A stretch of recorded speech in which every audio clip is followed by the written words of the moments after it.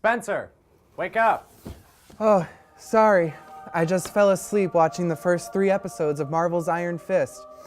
Dear TV gods, curse you for the creation of the worst Netflix Marvel show yet.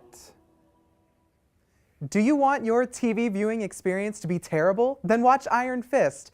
Or if you are currently battling sleep deprivation or chronic insomnia, I can assure you, 1 episode of Iron Fist will work faster than a shot of NyQuil ever could. The special effects are cringeworthy, the acting is shoddy, and the characters aren't believable. Every time Danny punched someone, I didn't feel anything, because I only resonate with action movements that connect with the person or object they are aiming for.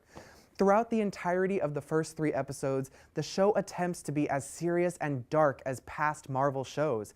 Unfortunately, this simply doesn't work thanks to subpar acting that makes potentially dramatic scenes goofy, and poor special effects and stunt work that makes thrilling fight scenes unrealistic and hard to watch.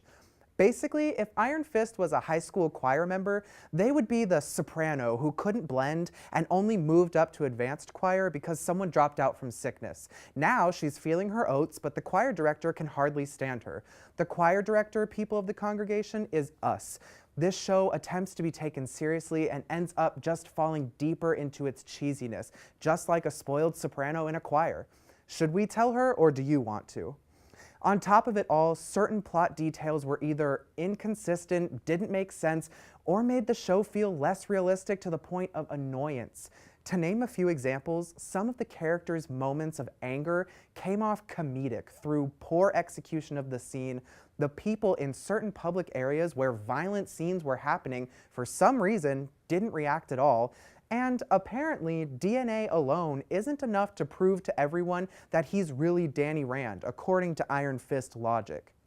In addition, there was a moment in the very first episode where Danny asked one of the men who came to attack him, "Who sent you?" when just a few minutes before, he had clearly identified that very person was one of Ward's guards. It was Ward, duh. So to the writers of this show, I'm sorry to say this, but the flow of the plot that this show needed in order to be successful just isn't there. And there was certainly not enough of it for me to want to continue watching.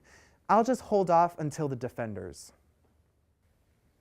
With every prayer comes a time to thank our blessings and curse our afflictions. Blessing. The title sequence. Aesthetically, it elevated the traditional title sequence with an ominous score, moody color scheme, and an artful CGI display of martial art abilities. Additionally, the title scene was a little bit shorter than past Netflix introductions, making it not as rough to sit through before diving into the episode. Affliction, everything else.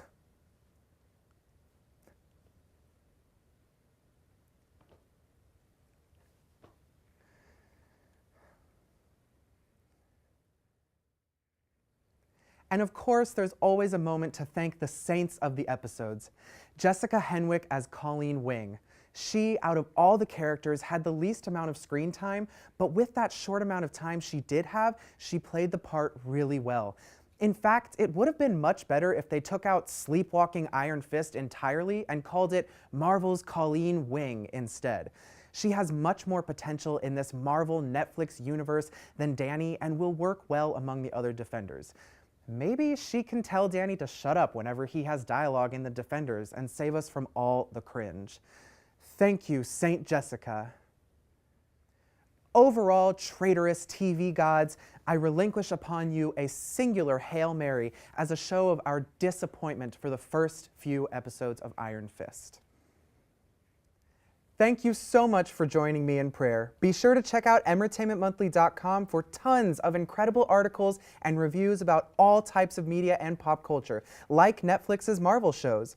See you next time for another blessing and prayer-filled segment discussing all the hits and misses of TV. Amen.